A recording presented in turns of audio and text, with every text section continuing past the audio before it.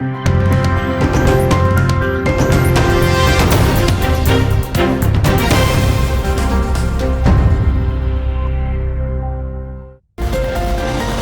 téléspectateurs, bonsoir, bienvenue à cette nouvelle édition d'Info Soirée.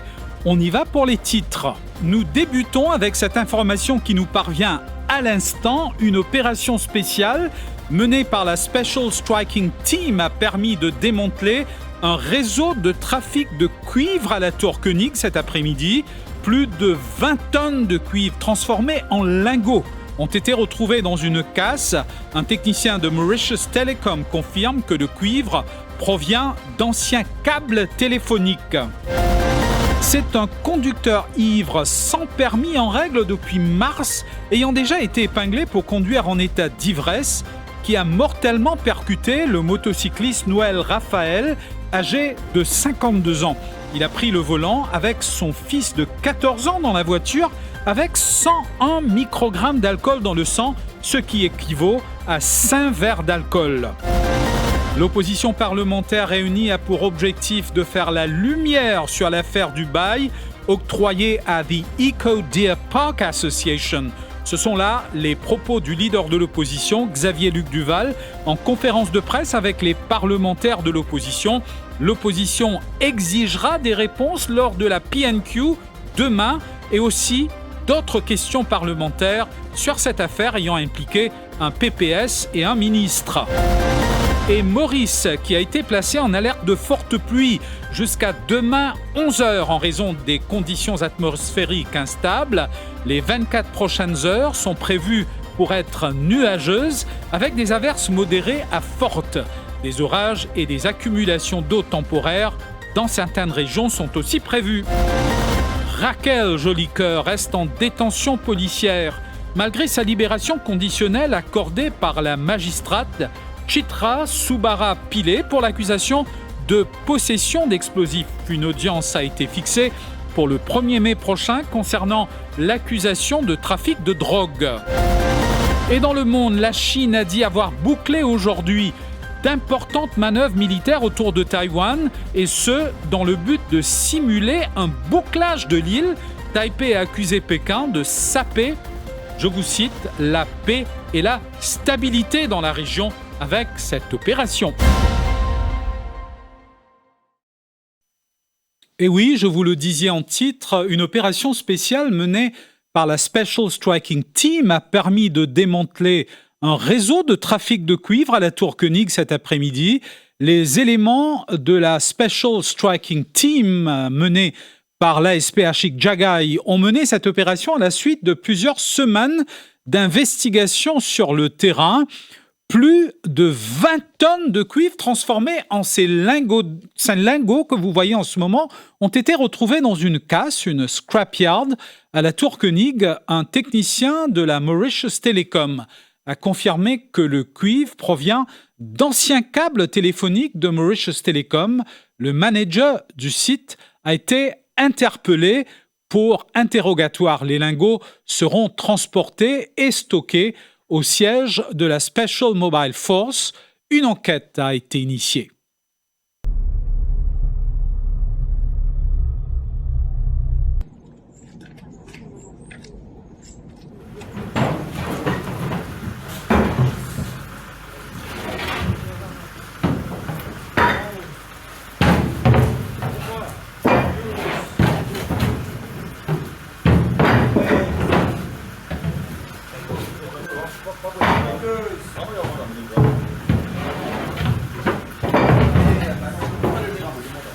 Affaire à suivre donc, et nous y reviendrons certainement. Le conducteur ivre ayant mortellement percuté Noël Raphaël n'a pas de permis de conduire et en règle depuis mars. L'homme de 33 ans avait été épinglé par la police pour conduite en état d'ivresse. Eh bien hier, il a décidé de prendre le volant avec 101 mg d'alcool dans le sang. Son fils de 14 ans était avec lui dans le véhicule. La voiture, vous le savez, a mortellement fauché Noël Raphaël, ce motocycliste de 52 ans. Le suspect qui a comparu devant la justice a été reconduit en cellule policière. Chez la famille de la victime, justement, c'est la consternation. D'origine Rodriguez, Noël Raphaël voulait se rendre dans son île natale prochainement pour y revoir ses proches. Son épouse s'est confiée à Mima Omi. Regardez. Nous sortis bonnière, nous rentrons dans 6h moins 15. Les diamants comme ça, là, nous venons là. Moi, j'ai dit, nous fait rentrer là, qui fait tout bizarre et sortir. Moi, j'ai dit, depuis grand matin, nous sortis. Les diamants, non. Moi, bien jouer football là. Après, moi, venir. Moi, j'ai dit, football là, capable pas jouer aujourd'hui, ça, parce que tu es habitué à jouer. Pas besoin de te déplacer parce qu'il nous fait rentrer. Les diamants, non. Moi, venir en tuama là, puis tout manger. Moi, vous venez en tuama. Finalement, moi, Nathan, mon patron, il vient. Quand je vais attendre, je vais crier, moi, là, je vais lever, là, qui m'entendent, moi, je vais faire un accident. Je n'ai pas aucune réponse, je vais téléphoner, après une coupée, personne ne peut répondre. DJ Assad a été attaqué par un groupe d'individus dans le nord du pays samedi soir. Dans sa plainte déposée tôt hier matin auprès de la police de Grand-Bay, il a déclaré qu'il était sur l'autoroute du Nord. Il rentrait chez lui et une voiture, après sa prière du soir, lorsqu'un 4x4 noir lui a bloqué la route. Les occupants du véhicule lui ont ordonné de s'arrêter et ont proféré des menaces de mort. Ils ont saccagé sa voiture avec une hache pour essayer de monter à bord. DJ Assad raconte qu'il a réussi à s'échapper pour finalement rentrer chez lui à chemin 20 pieds à Grand-Bay. DJ Assad au micro de Mima Omir. Écoutez. Je sortais de Port-Louis, je remontais dans le nord sur l'autoroute. J'ai toujours eu l'habitude moi de rouler au milieu, tu sais, le soir. On sait jamais s'il y a des chiens, des gens qui traversent et tout. Et en même temps, j'étais sur mon portable.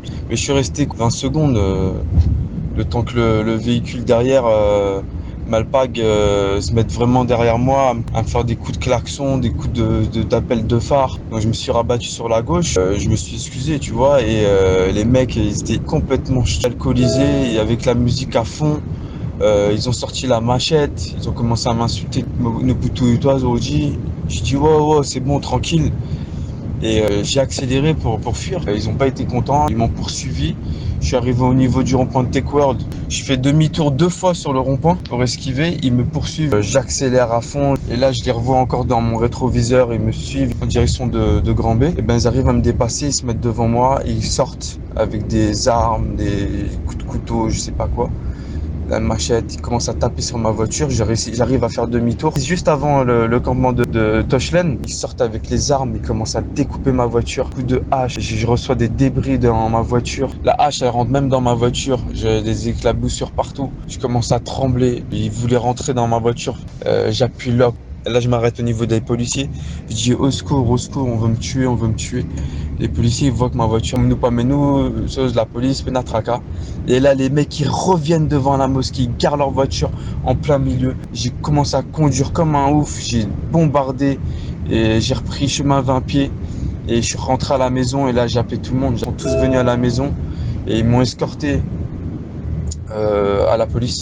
Le mec qui a voulu me tuer, il a changé de voiture, il est revenu. Soi-disant, il est venu porter plainte contre moi parce que je roulais au milieu. Mais par contre, lui, il n'était pas en train de conduire, il n'était pas dans la voiture, mais il vient porter plainte contre moi. J'arrive même plus à sortir le soir, j'ai peur pour ma vie, je suis totalement traumatisé. Dès que je ferme les yeux, j'ai l'impression que ces mecs-là, ils vont venir, ils sont en train de m'attaquer. Soupçon de foul play après la découverte d'un cadavre en état de décomposition avancée à Pointe-aux-Sables cet après-midi. Il s'agit d'un corps dénudé selon la police. Le corps a été transféré à la morgue de l'hôpital Victoria à des fins d'autopsie. Tout à fait autre chose à présent, politique. L'objectif de l'opposition parlementaire réunie est de faire la lumière sur toute cette affaire du bail octroyé à The Echo Deer Park Association. Ce sont là les propos du leader de l'opposition qui était en conférence de presse avec les parlementaires de l'opposition cet après-midi. Xavier Luc Duval qui affirme qu'il exigera des réponses sur ce cas dans sa PNQ de demain et lors des autres questions parlementaires. Cette affaire de bail allouée dans les environs de Grand Bassin, vous le savez, fait actuellement l'objet d'une enquête de la commission anticorruption. À l'issue de son interrogatoire par l'ICAC, l'ancien détenteur du bail avait expliqué à la presse qu'il avait mentionné les noms d'un PPS et d'un ministre dans cette affaire. Xavier Luc Duval, des propos recueillis par Didier Rose. Demain, l'opposition pour jouer ce rôle dans sa totalité, c'est-à-dire nous pouvons exiger qu'il y ait toute l'information sortie demain. Et si un PNQ pas suffisant, ben pour besoin d'en plus que ça, plus beaucoup de PNQ pour nous faire toute la lumière sur le cas de Gobin, Dalia et Ramnaen et compagnie. Moi, besoin de dire aussi que nous sommes choqués par l'attitude du speaker la semaine dernière. La population fin récite témoin grâce à la télévision qui nous fait gagner un speaker en délire. Quand même, nous aussi, nous sommes humains et nous sommes capables d'attendre que tous les mardis peut faire nous subir un speaker de la sorte. Un avertissement de forte pluie pour Maurice a été émis à 16h ce lundi. Avis qui sera valable jusqu'à 11h demain matin. Les conditions atmosphériques deviennent très instables, favorables à la formation des nuages actifs sur la région. Des averses modérées à parfois fortes sont prévues avec des orages. Selon la météo, il y aura des accumulations d'eau temporaires dans certaines régions à risque de l'île. Des explications du prévisionniste Avinash Douki. Écoutez. Dans certains endroits, qui fait l'enregistrer la pluie, le capable de modérer localement forte, et aussi la place fin gain ban l'orage. Et là, ce qui peut arriver, nous perdons l'instabilité venant du nord-ouest, puis approche Maurice graduellement. Et à partir de cette nuit, ça va l'instabilité là pour nous. De ce fait, nous finissons mettre un avis de forte pluie à 16h cet après-midi. Et ce qui nous pertend que l'échelle pour nuageux durant la nuit et même demain avec la pluie qui est pour gros par moment et aussi pour être accompagné par l'orage. Tant concernant la région qui finit gagner gros chiffre la pluie, donc maintenant chiffre à partir de 4h ce matin jusqu'à 16h, Bellemont finit enregistrer environ 22 mm de pluie, Champ-des-Marches 23 mm de pluie, nous n'avons Pamplemousse environ 24 mm de pluie et Rosebel finit environ 20 mm de pluie. Ça, c'est un gros chiffre qui nous enregistré à partir de ce matin. Mais principalement, ça va la pluie là, fin tomber dans l'après-midi. Aujourd'hui, les catholiques célèbrent le lundi de Pâques, une journée qui leur a permis de profiter d'un jour de congé en famille. Après 3 ans de restrictions sanitaires, les fidèles ont été nombreux de reprendre les traditions familiales telles que le pique-nique à la plage. Cependant, la pandémie de Covid-19 a quelque peu changé les habitudes. Cette année, les rassemblements familiaux ont été plus restreints. Malgré cela, et surtout malgré la pluie qui a joué les troubles fêtes, les catholiques ont célébré cette journée importante en famille. Mima Omir a été à la rencontre de quelques personnes. Regardez leurs témoignages. On habite en Grand Gobe. Enfin, pour la fête de Pâques, là, depuis hier, nous faisons un petit pique-nique. Il y a une famille qui s'autour de 12, Grand Gobe. Enfin, depuis hier, nous pouvons bien amuser, le temps aussi dans la faveur. Oui, nous pouvons amuser en famille, mais nous avons tout du bout aussi, ce qui peut amuser, joyeuse Pâques, ce qui peut travailler aussi, pas bien amuser. Je vous souhaite joyeuse Pâques et bon courage. Nous faisons passer la journée sur la plage et en même temps, mon grand-mère son anniversaire. Nous avons dit que matin, nous venons, tantôt dans le coin. Nous venons casser un petit peu la plage. Hier, nous sommes à l'hôtel maritime, nous avons dit nous venons à la mer. Je suis content aujourd'hui avec mes enfants, la famille. Je fête mon anniversaire en même temps, Pâques. Voilà. Nous sommes à l'hôtel aujourd'hui, nous la mer. Bien manger, boire, bien amuser. Mais là, comment trouver aujourd'hui là, la place bien remplie. Moi là, moi là, depuis vendredi, je suis en flaque, je fais une pérébère. Mais là, comment trouver Pâques, je suis venu apprécier ce moment là. Moi tout le monde, ça m'a dit mon partenaire. Là, puis comment on connaît, cascarem, on a fait un petit laboration alcoolisée, mais c'est ma modération toujours important. Là aujourd'hui, on est venu, nous faisons des tours parce que nous travaillons, aujourd'hui pas travail aujourd'hui. Et là, on est venu nous faire des tours pérébères, on nous casse un peu, c'est un bon camarade.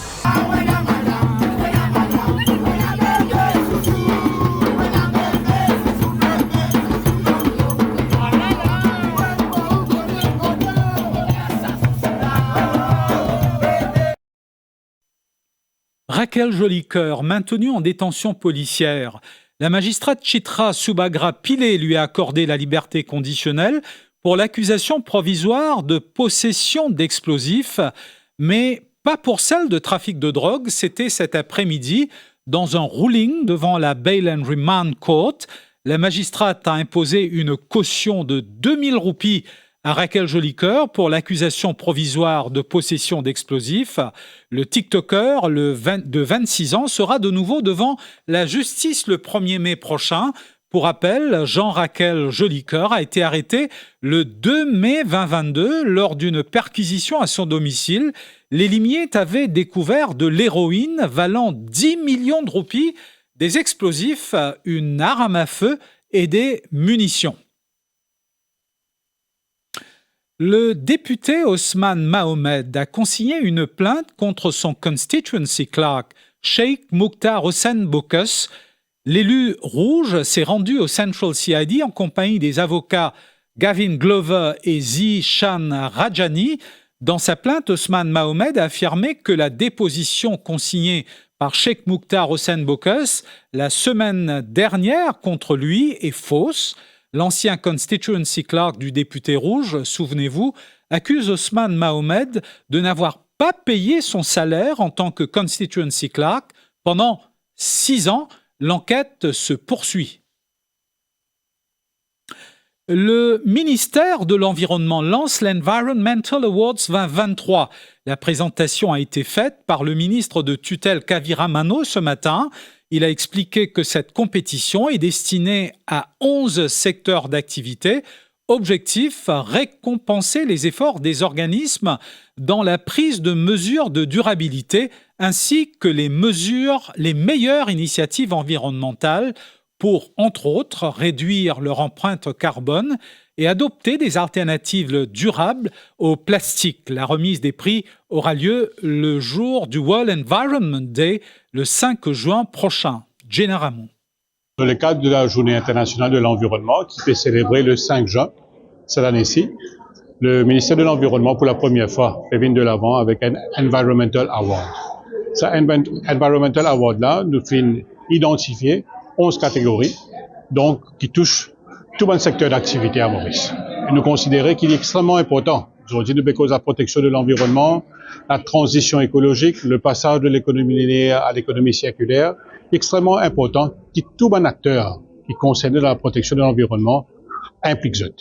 Donc, ça Environmental Award, c'est avant tout encourage bon nombre de bonnes organisations qui fait des parties prenantes dans la protection de l'environnement et aussi fait prendre conscience des différents enjeux qu'il y a là en ce qui concerne la protection de l'environnement. La question, c'est pas juste une question de consommation. La question, c'est une question de production. La question, c'est une question de fabrication. Donc, c'est tout le process. Depuis la production, la consommation, la gestion des déchets, nous devons considérer le tout d'une façon holistique et considérer que la protection de l'environnement qui concerne tout bon secteur d'activité. Voilà, nous passons maintenant à une page de pub. Je vous retrouve tout de suite après pour le chapitre international.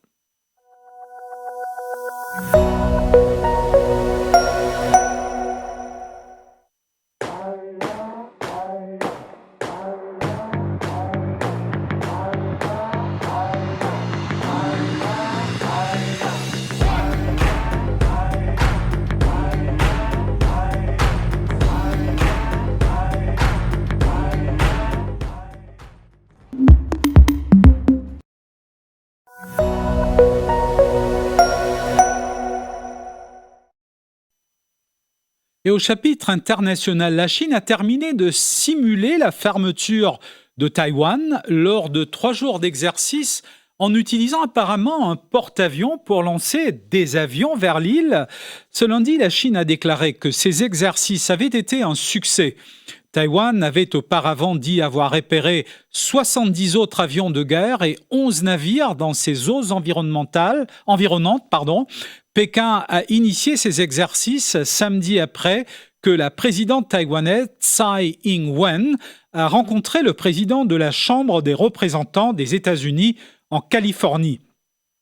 Les exercices n'ont cependant pas été assez importants que ceux qui avaient suivi la visite de Nancy Pelosi à Taipei en août dernier. Taïwan se considère comme un État souverain, mais la Chine le considère comme une province sécessionniste qui sera finalement ramenée sous contrôle de Pékin par la force si nécessaire. Des manifestations organisées dans plusieurs villes du Maroc pour protester contre la cherté de la vie. Le gouvernement marocain est accusé de ne pas tenir ses promesses de devenir un État social. Le Maroc connaît une inflation record de 9,4% au premier trimestre de 2023, ce qui a entraîné une augmentation de 18,2% des prix des produits alimentaires, surtout pendant le mois de Ramadan. Des détails avec Émilie Payenne.